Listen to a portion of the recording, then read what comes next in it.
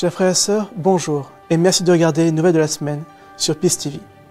Lors de ce journal, vous verrez les accomplissements extraordinaires de nos membres à travers le monde, faisant tout leur possible afin de réaliser la mission 2020. Mais tout d'abord, le 12 décembre, notre mère s'est rendue à Las Vegas aux États-Unis à l'occasion du 20e anniversaire de la True Family Value Ministry, durant laquelle elle aurait fait une conférence.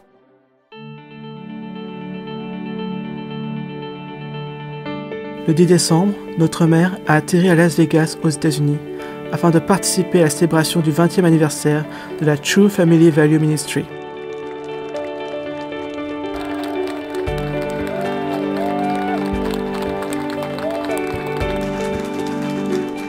Des leaders coréens, japonais et américains et des membres du CARP du Costa Rica se sont réunis afin d'accueillir notre mère et lui offrir un récit des événements récents.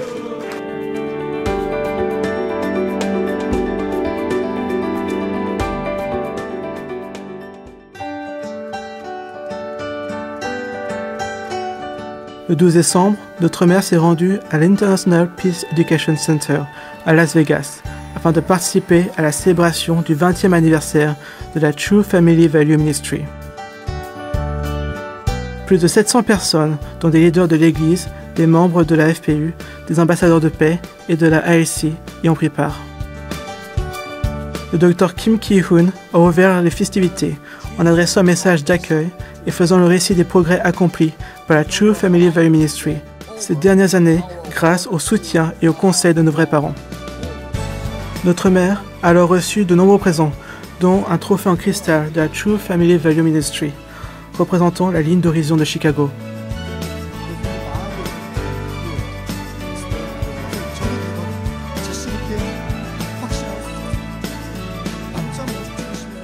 Un message de notre mère, adressé à la True Family Value Ministry, fut lu par Yo Ha-moon, dans lequel elle souligne l'importance de reconstituer les valeurs familiales centrées sur Dieu comme étant le seul moyen d'apporter une paix durable et guérir l'Amérique et le monde.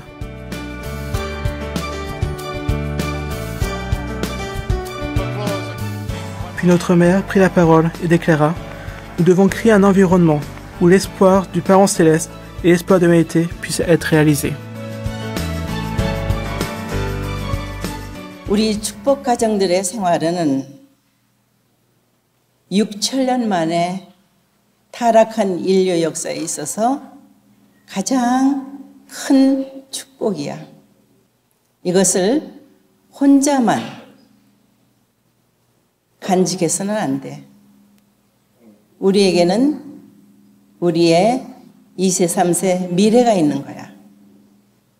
미래에 보여줄 수 있는 조상으로서 부모로서의 책임을 해야 된다. 여러분들이 어떻게 환경을 넓히느냐에 따라서 여러분들의 후손은 더 자유로울 수 있다. 나보다는 나은 삶을 살기를 바라는 것이 부모의 마음이 아닌가요? 그렇다면은 사랑하는 여러분들의 자녀를 위해서 여러분들이 저 세상 가기 전까지 책임을 다해야 된다. La True Family Value Ministry fut inaugurée en 1996. À l'occasion, les vrais parents invitèrent 5000 chefs religieux à travers les États-Unis et leur rappelèrent l'importance des valeurs familiales. En 20 ans, la True Family Value Ministry prit tant d'importance qu'elle fut à l'origine d'un mouvement pour résoudre des problèmes de libertinage, de divorce et des troubles avec lesquels la jeunesse se trouve de plus en plus confrontée. Chaque année, en décembre, des leaders politiques, des chefs religieux, des leaders de femmes et des dirigeants d'associations participent à la conférence de la True Family Value Ministry, durant laquelle ils apprennent des valeurs familiales et récompensent les familles et individus exemplaires.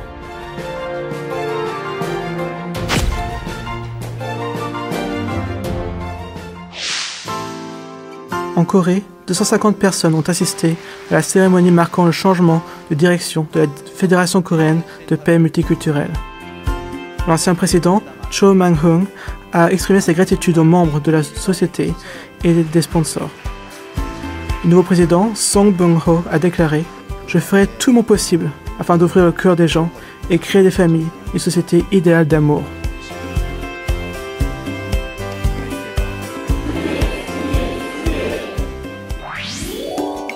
L'APVF, l'association pour promouvoir la vraie famille au Japon, a tenu un service et un concours de talents centré sur le principe divin, sous le thème « Reconstruisons les familles, sauvons le Japon et le monde ».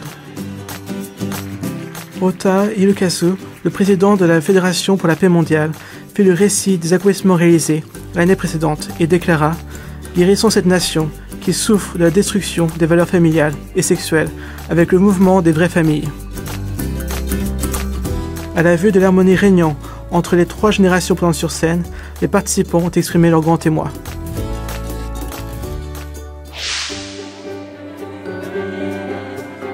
À Hokkaido, au Japon, s'est déroulé la 19e service musical intitulé « La paix mondiale commencera avec les vraies familles ». Plus de 1000 personnes, dont 200 nouveaux membres, y ont pris part. 15 groupes de musique venant des 15 églises de la région d'Hokkaido ont chanté des chants religieux et des chants populaires. L'un des groupes a chanté une chanson écrite par Yojinim, Like Spring Rain, I Love You Forever.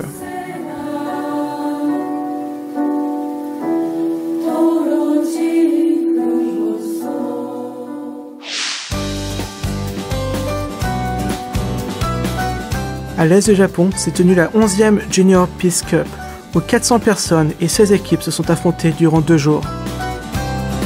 La Seiwa Soccer Club de Kawasaki et la Yosu Choei Football Club de Corée ont atteint la finale, durant laquelle le club coréen remporta la coupe. Ce fut un moment mémorable pour ces jeunes Coréens et Japonais qui, à travers cet événement, ont eu l'occasion de créer de nouveaux liens d'amitié.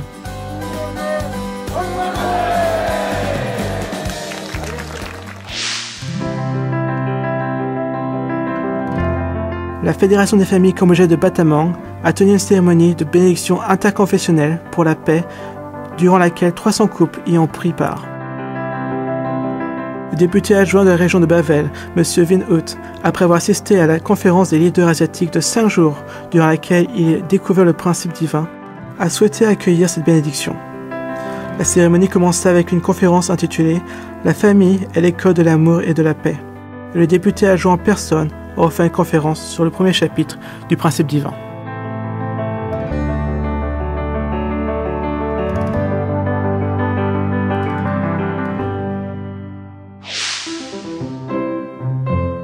Le 6 décembre, 300 personnels gouvernementaux et leurs épouses ont assisté à une conférence du Réseau mondial des femmes pour la paix à l'est de la Malaisie.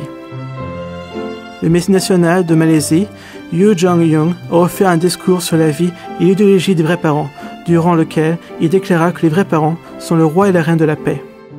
50 étudiants universitaires assistant à cette conférence ont pris la résolution de continuer leur apprentissage du principe divin et de devenir des jeunes ambassadeurs de paix.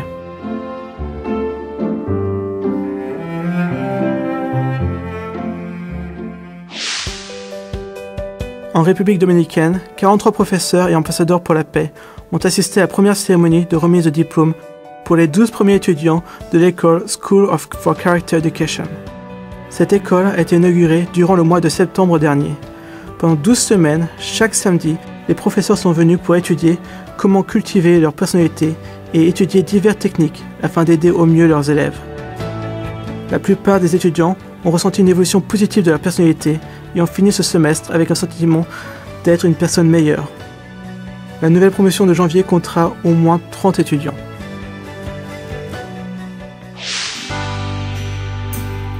Au Costa Rica, 30 membres de l'église de Cartago se sont réunis afin de visiter 3 terres saintes pour commémorer le 18e anniversaire de l'établissement de la première terre sainte au Costa Rica. Le groupe a visité l'église catholique de Los Angeles, l'église Horis et l'église Ujas. À chaque emplacement, ils ont offert des prières et se sont préparés afin de commencer l'année 2016 sous les meilleurs auspices.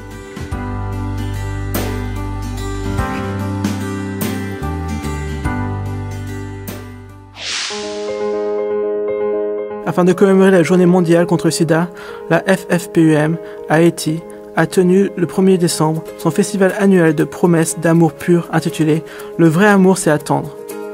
225 jeunes accompagnés de leurs parents ont assisté à une conférence sur la chute de l'homme et le sida. La présidente de la Fédération des femmes, Mme Fumiko Paul, a offert un témoignage sur l'amour pur. Pour conclure le festival, tous récitaient la promesse de pureté. À travers cet événement, la FPUM espère que cet événement encouragera la communauté à rejoindre les vrais parents. Du 29 novembre au 6 décembre, 25 membres du CARP ont participé à un séminaire de 7 jours sur le principe divin, organisé par le CARP sud-africain et la Fédération de la jeunesse. À travers l'apprentissage du principe divin, les participants ont étudié Dieu et découvert leur véritable personnalité. Ce séminaire leur a permis de planifier les activités et des projets qu'ils souhaitent réaliser l'année prochaine.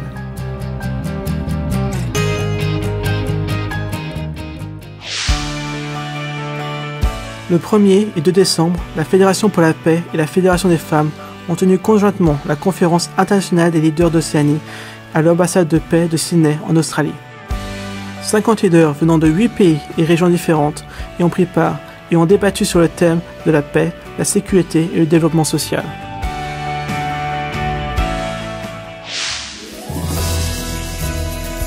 Le 5 décembre, la Fédération des femmes a organisé à New York la 12e vente de charité au profit de 8 écoles en Afrique ayant déjà reçu auparavant leur soutien.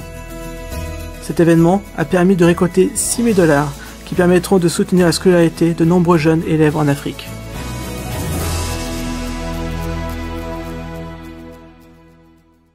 Merci d'avoir regardé les nouvelles de la semaine sur Peace TV. J'espère que les accomplissements de notre mère et de nos membres à travers le monde durant cette semaine puissent nous inspirer et nous donner la force afin que nous nous montrons dignes de la confiance de Dieu et des vrais parents. Maintenant, plus que jamais, nous devons nous unir afin que nous puissions soutenir au mieux notre mère et qu'ensemble, nous réalisions le rêve de Dieu et des vrais parents, créant un monde de paix centré sur Dieu. Je vous souhaite une excellente semaine, pleine de bénédictions pour vous et vos familles, et je vous donne rendez-vous le week-end prochain pour d'autres nouvelles de la semaine.